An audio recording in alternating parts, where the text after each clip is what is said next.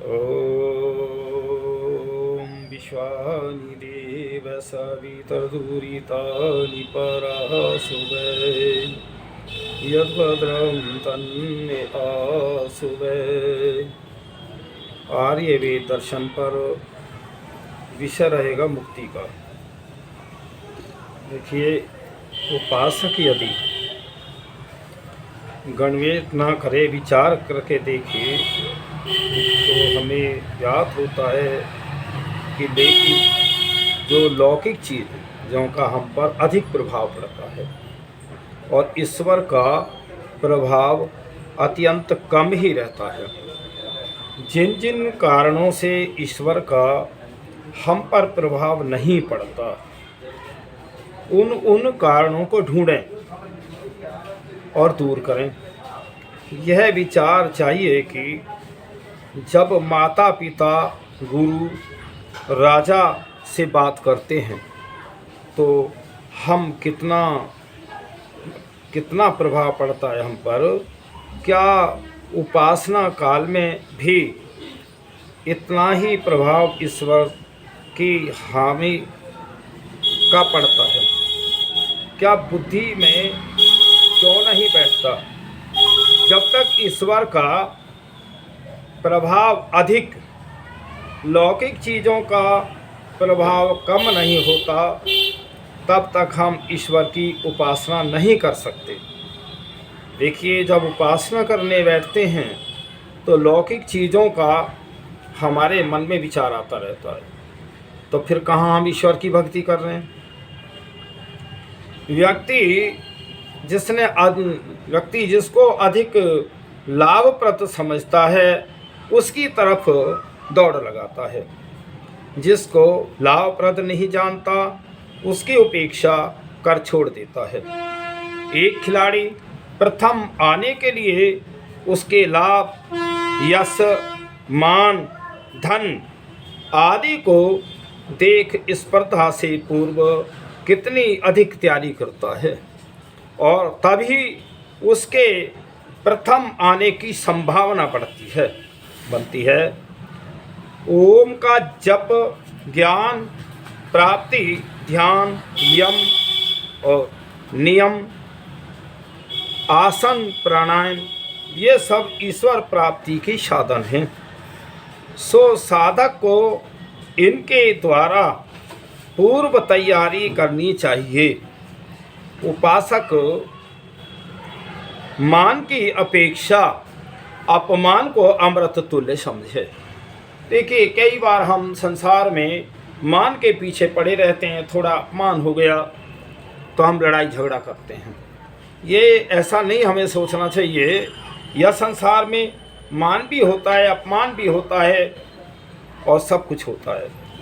तो देखिए, एक नंबर एक, विषय को भोग कर इंद्रियों की तृष्णा को समाप्त करने वाला तुम्हारा विचार ऐसा है कि जैसा कि आग को बुझाने के लिए उसमें घी डालना। कई बार मैं कितने ही लोगों से कहता हूँ, भैया बीड़ी मत पिया करो, शराब मत पिया करो, अंडा मांस मत खाए करो। बस जी, वो शराब वाले कहते हैं बस आज पी लूँ, मैं शादियों में जाता हूँ जब पीता हूँ।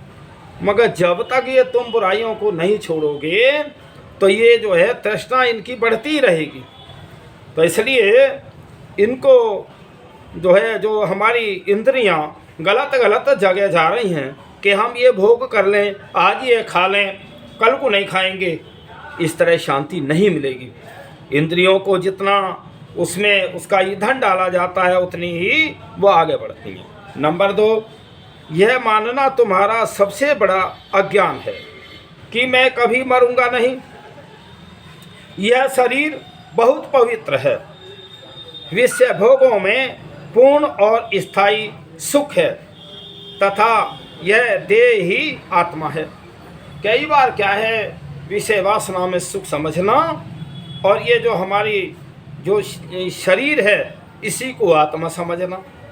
कई बार तो क्या है, खाओ पियो उधार लेके खा पी लो और फिर कल को कौन देगा, किसका, चले जाएंगे। तो ऐसा नहीं है।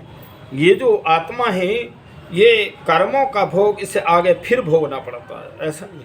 ये तुम्हें पिछले कर्म किए तब तुम्हें मनुष्य जन्म मिला, कोई पशु पक्षियों में गया, तो इसलिए ये जीव आत्मा समाप्त तो होता नहीं, शरीर तो हमारे बनते और बिगड़ते रहते हैं। नंबर 3 पे, तुम्हारे मन में अच्छे या बुरे विचार अपने आप नहीं आते, इन विचारों को तुम अपनी इच्छा से ही उत्पन्न करते हो, क्योंकि मन तो यंत्र के समान जड़ वस्तु है, उसका चालक आत्मा है। तो देखिए, कहते हैं मेरा मन नहीं मानता, अरे मन तो जड़ वस्तु है, मन को तो आत्मा आदेश देती है, विचार आदेश देती हैं, तब वो मन दौड़ता है।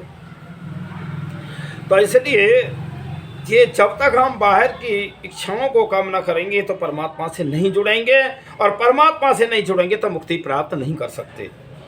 नंबर 4, किसी के अच्छे व बुरे कर्म का फल तत्काल प्राप्त होता ने देखकर तुम यह मत विचार करो कि इन कर्मों का फल आगे नहीं मिलेगा। कर्म फल से कोई भी बच नहीं सकता, क्योंकि ईश्वर सर्वव्यापक, सर्वयज्ञ तथा न्यायकारी है। परमात्मा न्यायकारी है, वो तुम्हारे कर्मों का अवश्य फल देगा। जितने हमारे पीछे भी लाखों करोड़ों जन्म बीत गए, उनके अच्छे बुरे कर्म आज भी आत्मा में है। ये आत्मा तो इतना वो है कि इसमें तो इसकी तो हम देखें तो बहुत इसमें शक्ति या क्षमता है, लेकिन हम इस पे चिंतन ही नहीं करते, विचार ही नहीं करते। नहीं तो तुम बहुत अच्छे अच्छे ज्ञान प्राप्त करके आत्मा में ज्ञान प्राप्त कर सकते हो, और वो तुम्हारे अगले जन्म में भी आएगा। तो इसलिए नंबर 5 पर, सारा प्रकृति नहीं संसार, प्रकृति संसार को भोगने वाला जीव तथा संसार को अनजाने वाले ईश्वर के वास्तविक स्वरूप को जानकर ही तुम्हारे समस्त दुख, भय, चिंताएं समाप्त हो सकती हैं, और कोई उपाय नहीं। जब तक तुम परमात्मा को न जानोगे, अपने को न जानोगे, तो तब तक तुम्हारे भय, शंका, चिंताएं दूर नहीं हो सकती, और जब तक इतना नहीं जानोगे तो तुम्हें मुक्ति भी प्राप्त नहीं हो सकती। मुक्ति प्राप्त का मुख्य है, पहले मैं कौन हूँ, आत्मा को समझो, फिर मैं ईश्वर को समझूं, प्रकृति को समझूं। प्रकृति केवल साधन है, लेकिन हम देख रहे हैं कि हम प्रकृति को ही ज़्यादा समझ रहे हैं, इसी में बढ़ते जा रहे हैं। तो इसी की चकाचौंध में आज मानव जो है बहुत ज़्यादा इसी को समझता है, जिस लिए तू आया था उसको नहीं समझता। मनुष्य जीवन ईश्वर प्राप्ति के लिए मिला है, इन मुख्य लक्ष्य को छोड़कर अन्य किसी भी कार्य को प्राथमिकता मत दो, नहीं तो तुम्हारा जीवन चंदन के वन को कोयला बनाकर नष्ट कर देने के समान होगा। तो देखिए, अगर हमने परमात्मा को न जाना तो ये मानव जीवन ये चंदन का वन है। देखिए, ये चंदन का वन कैसे है। एक बार राजा जंगल में भ्रमण कर रहे थे, और करते हुए उनको प्यास लगी और भूख भी लग रही थी। तो वो एक लकड़ी काटने वाले की झोंपड़ी थी जंगल में, और उसके पास राजा गए। राजा कहने लगे, भैया मुझे प्यास लग रही है और भूखा भी हूँ। खैर रूखा सूखा जो है लकड़ी काटने वाले ने वो उसको दिया, जलपान कराया राजा को। राजा कहने लगा कि मैं देखिए राजा हूँ और तुम लकड़ी का काम करते हो, मैं तुम्हें चंदन का वन बताता हूँ। कुछ चंदन का वन बता दिया, और ऐसे ही वो लकड़हारा जो है लकड़ी काट के लाता, चंदन की लकड़ी काट करके और जलाता, जला करके जब कोयले हो जाते तो उनको बाज़ार में बेचता। बाज़ार में बेच के आता था, उतना ही पैसा मिल नहीं पाता जितना रोज़ का खर्च था। बहुत दिन निरंतर इसी तरह चलते चलते जब 2-4 पेड़ रह गए, उधर राजा भी ये हिसाब लगाने लगा कि वो लकड़हारा तो बहुत मालदार हो गया होगा। तो उस समय जब 4 पेड़ रह गए तो वो कहने लगा, फिर राजा के पास गया, महाराज अब तो मेरी जीविका की बड़ी मुझे चिंता लग रही है कि 4 पेड़ रह गए, अब आगे गुजारा कैसे होगा। तो राजा कहने लगा, मैंने तो तुझे चंदन का वन बताया था, तू तो बहुत मालदार हो गया होता, बहुत धनवान होता, तूने जो है उन लकड़ियों को कैसे बेचा। तो कहने लगा कि मैं लकड़ियों को जलाता, कोयला बनाता, तब बाजार में बेच के आता, उतना ही मुझे मिलता था जितना मेरा खर्च था। तो राजा ने कहा, आज तू ये लकड़ी ऐसे ही ले जाके बाजार में बेच। जब चंदन की लकड़ी का गट्ठा लेकर के चला तो लोगों की लाइन लग गई, बता भाई कितने पैसे लेगा, तू 500 लेगा, 1000 लेगा, 10,000 लेगा। इस तरह बोली बढ़ती चली गई। जब बोली बढ़ती चली गई, बहुत ऊंची बोली जब गई, कहने लगा, फिर वो चंदन के वो माथे में हाथ मारता है लकड़हारा कि चंदन के वन का ही मैंने कोयला बना दिया। इस संसार के लोगों, मैं ये राजा कौन है? राजा परमपिता परमात्मा है, और जो चंदन का वन तुम्हारा शरीर है, और जो काम क्रोध लोभ मोह अहंकार के जो वो हैं, ये तुम्हारे जो चंदन का वन है, ये शरीर है, इसके कोयले बना रहे हैं। इसलिए विचार करो कि ये चंदन का वन तुम्हें परमात्मा ने किस लिए दिया है। बस तुम्हारा जीवन सफल हो जाएगा। अगर तुमने समझ लिया तो वास्तव में तुम मुक्ति प्राप्त करोगे।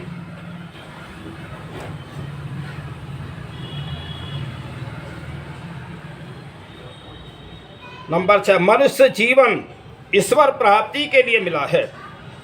इस मुख्य लक्ष्य को छोड़कर अन्य किसी भी कार्य को प्राथमिकता मत दो, नहीं तो तुम्हारा जीवन चंदन के वन को कोयला बनाने के समान होगा। नंबर 7, तुम्हारे जीवन की सफलता तो काम क्रोध लोभ मोह अहंकार आदि अविद्या के कुसंस्कारों को नष्ट करने में ही यही है, और यही समस्त दुखों से छूटने का कारण है। जो काम क्रोध लोभ मोह अहंकार हैं, इन्हीं से छूटने के लिए ही तो ये मानव जीवन मिला है, और मनुष्य इन्हीं में भटक रहा है। बड़ा अभिमान से कहता है, मेरी इतनी बड़ी हवेली है, मेरा इतना बड़ा वो गाड़ी है, सब कुछ है, मेरी संपत्तियाँ बड़ा अहम है। तो इसलिए ये अहम करना बेकार है, क्योंकि ये सारी वस्तुएं परमपिता परमात्मा की हैं। हम यहाँ स्वामी नहीं हो सकते। नंबर 8, जब तक तुम संसार के सुखों को के पीछे छिपे हुए दुखों को समझ नहीं लोगे, तब तक वैराग्य उत्पन्न नहीं होगा। प्रत्येक कार्य को करते हुए जहाँ सुख की इच्छा कर रहे हो, वहाँ दुख भी देख लो। सुख के पीछे दुख भी लगा है। और बिना वैराग्य के चंचल मन एकाग्र नहीं होगा, और एकाग्रता के बिना समाधि नहीं लगेगी, और समाधि के बिना ईश्वर का दर्शन नहीं होगा। बिना ईश्वर दर्शन के अज्ञान का नाश नहीं होगा, और अज्ञान का नाश हुए बिना दुखों की समाप्ति और पूर्ण तथा स्थायी सुख मुक्ति की प्राप्ति नहीं होगी। अब ये देखिए, मुक्ति प्राप्ति के लिए हमें काम क्रोध लोभ मोह अहंकार गलत कार्यों को छोड़ना चाहिए। ईश्वर के दर्शन के लिए पहले हम ईश्वर को जानें, फिर समाधि लगा करके फिर ईश्वर के दर्शन करें, बैठें उससे। जैसे मैं अब इस समय ये व्हाट्सएप पे बोलूँ, इसी प्रकार आप परमेश्वर से वार्तालाप करके और अपने दुखों की निवृत्ति और सुखों को बढ़ाएं। नंबर 9, तुम इस सत्य को समझ लो कि अज्ञानी मनुष्य ही जड़ वस्तुओं, भूमि, भवन, सोना, चांदी तथा चेतन वस्तुओं में पति पत्नी और पुत्र पिता आदि को अपनी आत्मा का एक भाग मानकर और इनकी वृद्धि होने पर प्रसन्न तथा हानि होने पर दुख होता है। तो हम जो है ये सारी संसार की वस्तुओं को या हम परिवार से बंधे हैं, इसको सुख समझते हैं कि हमेशा स्थायी रहेगा और संसार में मैं मरूंगा नहीं। तो इसलिए ऐसी जो भावना है ये हमारी अज्ञानता है। जब ये अज्ञानता जीवात्मा की दूर हो जाती है तो जीवात्मा मुक्ति में चला जाता है। मुक्ति का जो बंधन और दुख का कारण है इस आत्मा का अज्ञानता है। जितनी अज्ञानता दूर हो जाएगी उतनी तुम मुक्ति की तरफ जा रहे हो। तुम्हारे लोहे रूपी मन को विषय भोग रूपी चुंबक सदा अपनी ओर खींचते रहते हैं। ज्ञानी मनुष्य विषय भोगों से होने वाली हानियों का अनुमान लगाकर और इनमें शाश्वत इसमें आशावक नहीं होते, किंतु अज्ञानी मनुष्य इनमें फंसकर नष्ट हो जाते हैं। तो देखिए जो ज्ञानी हैं, ऋषि मुनि हैं, वो साधना के द्वारा पहले वो हम हर चीज़ में ये देखें, मैं भोजन कर रहा हूँ, जो भोजन में बना है पहले मैं उसके गुणों को जानूं। अगर भोजन तो बहुत सुंदर दिखाई दे रहा और उसमें है कल को मुझे खाने के बाद में उसमें दुख होगा, तो फिर वो हमें विचार करना चाहिए। इसी प्रकार प्रत्येक संसार की वस्तु में जो भी मैं कर्म कर रहा हूँ उसमें लाभ हानि अच्छाई बुराई धर्म और अधर्म ये जानते हुए चले जाओ। धर्म की तरफ चले जाओ, सत्य की तरफ चले जाओ, न्याय की तरफ जाओ, आप मुक्ति की तरफ बढ़ रहे हैं। आता है महान ज्ञान बल आनंद आदि गुणों का भंडार ईश्वर एक चेतन वस्तु है। कितना सुंदर आया है। उस परम पिता परमात्मा के पास आनंद है, ज्ञान है, वो गुणों का भंडार है। ईश्वर एक चेतन वस्तु है जो अनादिकाल से तुम्हारे साथ है और न कभी वह अलग हुआ और न कभी अलग होगा। उसी ने संसार को बनाने वाले, पालन करने वाले और सबसे रक्षक निराकार की स्तुति प्रार्थना तथा उपासना तुम सब मनुष्यों को सदा करनी चाहिए। भाई वो परमपिता परमात्मा हमारा राजा है, वो न्यायाधीश है, वो अनादिकाल से अनादिकाल तक अनंत काल तक रहेगा। देखिए संसार की चीज़ें सब छूटेंगी, परिवार छूटेगा, कोई तुम्हारा इनमें साथी नहीं, ना पति का साथी पत्नी, पत्नी का ना पति पत्नी का, न पुत्र जो है पिता का ना पिता पुत्र का साथी हो सकता है। साथी है जो अमर साथी है और साथी रहेगा वो परम पिता परमात्मा है। उसको तुम भूले बैठे हो। ये थोड़े से लोभ लालच में इनको संसार के लोगों को साथी बनाते हो। इन सारे पदार्थों में तुम लिप्त हो। तो देखिए ये लिप्तता ही तो हमारे कर्मों का फल है, इनके पीछे ही तो। इसलिए विचार करो, कुछ समय निकाल करके और तुम परमात्मा की प्रार्थना उपासना अवश्य किया करो। देखिए एक बात सुनो, इस संसार में कोई हमें अगर एक गिलास पानी भी पिला देता है तो उसको हम धन्यवाद देते हैं। और तो जबकि वो पानी वाला पानी उसने नहीं बनाया, पानी भी परमपिता परमात्मा ने बनाया है। जिस धातु के बर्तन में लाता है ये परमात्मा ने बनाया। तो हम उसका गुणगान ही नहीं करते जितने इतनी बड़ी सृष्टि की रचना की हम सभी का वो पालन करता है। अब पहले गर्मी पड़ रही थी, बहुत तेज गर्मी थी, परमात्मा ने बारिश करके अब आनंदित कर दिया मौसम। तो ये किसकी वजह? ये परमपिता परमात्मा हमारा पिता है। हमारे सुख दुखों को वो जानता है, जो हमारी जैसी आवश्यकताएं उनकी पूर्ति करता है। जैसे जैसे हमें मौसम आते हैं वैसे अन्न औषधि परमात्मा हमें देता है। वो हमारा पिता है, वो हमारी रक्षा करता है, वो हमारा ध्यान रखता है। लेकिन हम कभी उसको बैठ करके उसका जाप नहीं करते। और जाप भी करते हैं तो हम फिर ऐसा करते हैं जो उसका जाप नहीं है। मान लीजिए कहीं हम जड़ वस्तुओं की पूजा कर रहे हैं, जड़ वस्तुओं का जाप कर रहे हैं, वो ईश्वर का जाप है ही नहीं। वो तो इन जड़ वस्तुओं का, वो जड़ वस्तु क्या है? अग्नि, जल, वायु, आकाश और पृथ्वी, यही तो है। तो फिर इनमें ये तो तत्व परमात्मा ने बनाए हैं, अब तुम इनकी पूजा कर रहे हो। जिसने इन तत्वों को बनाया उसकी पूजा क्यों नहीं कर रहे?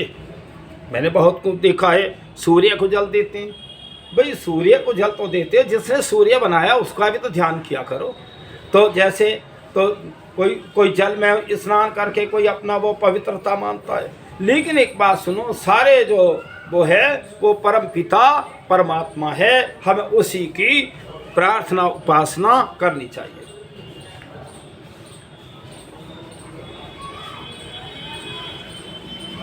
तो देखिए, आज का जो विषय मैंने मुक्ति पर रखा, मुक्ति किन कारणों से मिलेगी, किन कारणों से इस आत्मा को बंधन है, उन बंधनों को काटते जाइए, आप निश्चित मुक्ति की तरफ बढ़ रहे हैं।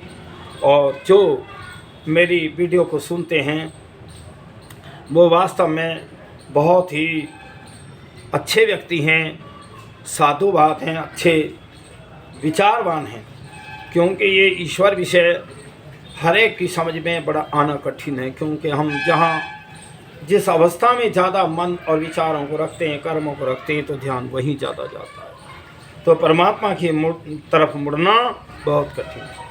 और मैं एक बात बताना चाहता हूँ, जो वृद्ध लोग हैं, ज़्यादा आयु वाले हैं, उनको जो है अवश्य मेरी वीडियो को सुनना चाहिए। और मेरी वीडियो में ईश्वर भक्ति ही ज़्यादा है और ज्ञान की वीडियो हैं, आपको बहुत ज्ञान मिलेगा। और भाई चलो, जो जीवन जितना जैसे बीत गया, आगे का जीवन तो हम सुधारें। इसलिए इन वीडियो से आपको ये प्रेरणा मिलेगी। आप अवश्य मेरी वीडियो को सुना करें और विचार किया करें। एक नहीं, कई बार सुन सकते हैं। मैं शायद आज 35 वीडियो हैं आज की मेरी, आज सभी तो इनमें सारे इतने विषय हैं, आप इन्हीं को सालों साल सुनते रहिए, आपको बहुत ज्ञान मिल जाएगा और वास्तव में आप ज्ञानी बन जाएंगे। आप जो इस संसार का सिस्टम है, जो परमात्मा ने यहाँ व्यवस्था बनाई है, उसको ठीक समझ लेंगे। तो मैं सभी से ये कहता हूँ, ये ईश्वर भक्ति की जो मुक्ति विषय की वीडियो आप अवश्य सुना करें। इतना ही कह कर के ओम शांति।